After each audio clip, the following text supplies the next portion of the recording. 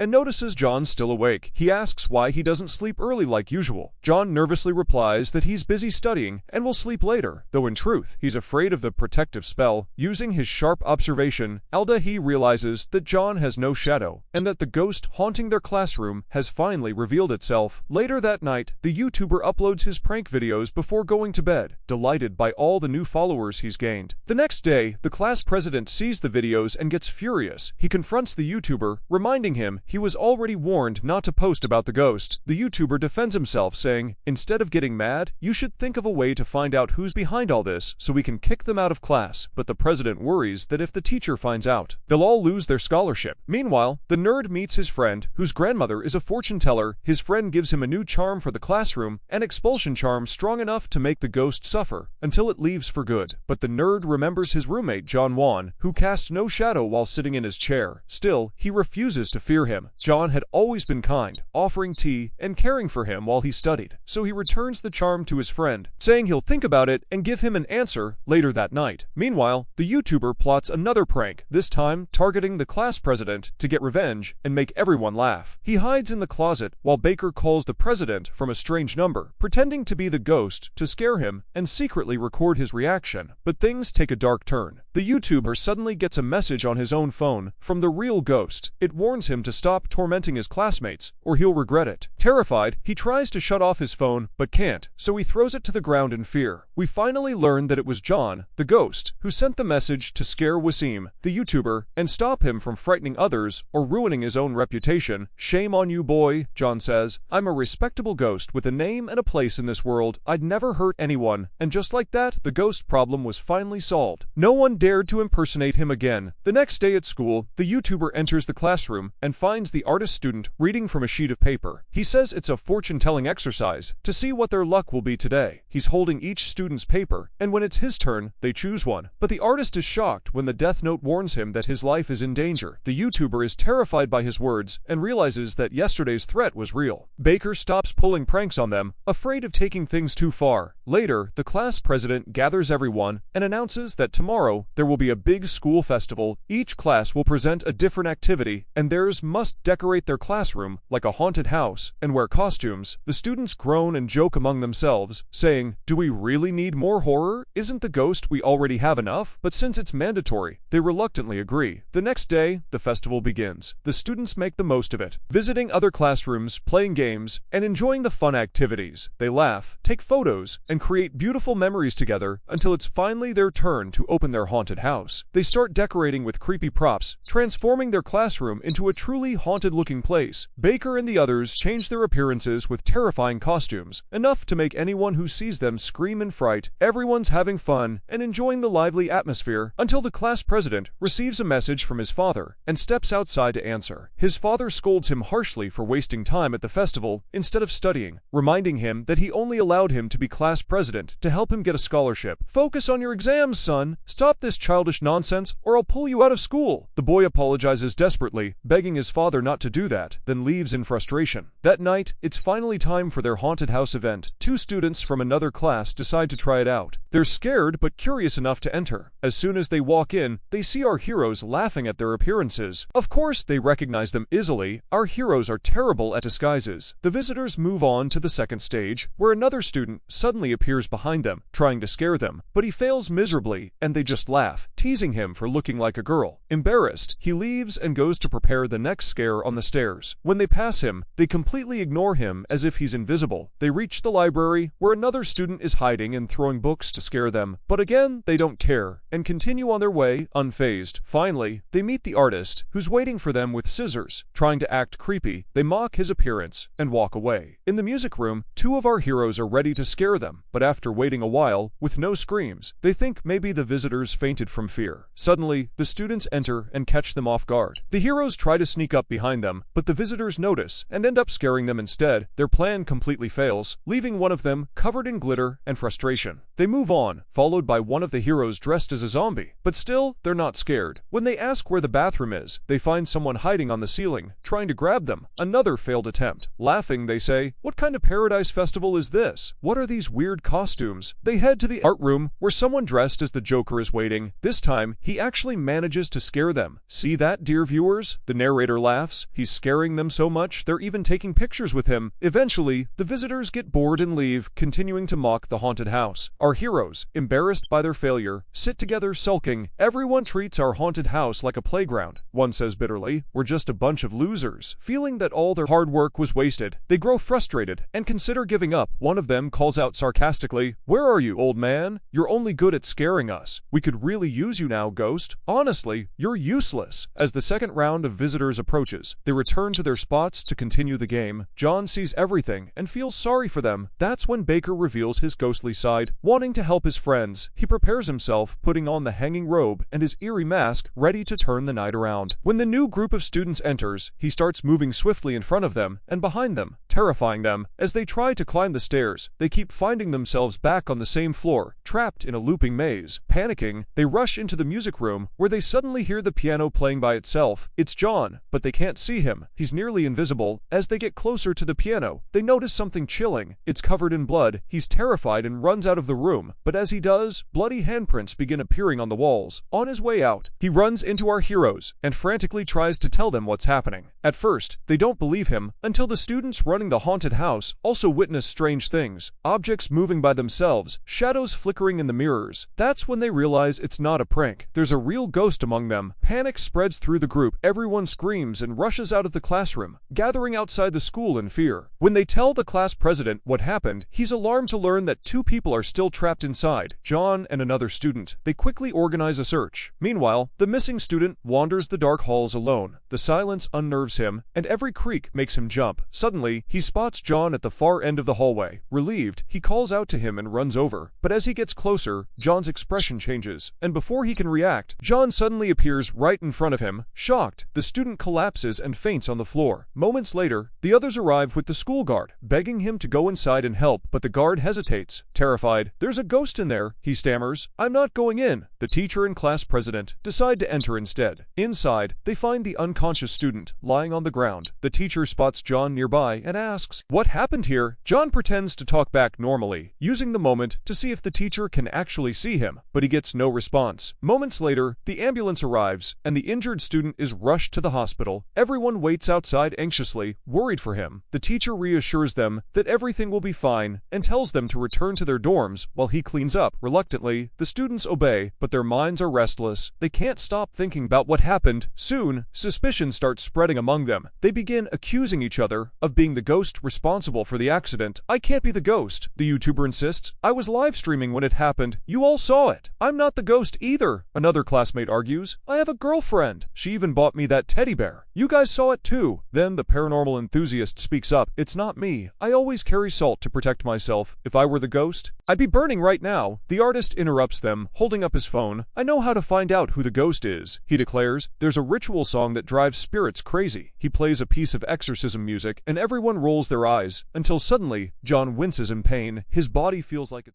See you in the next part.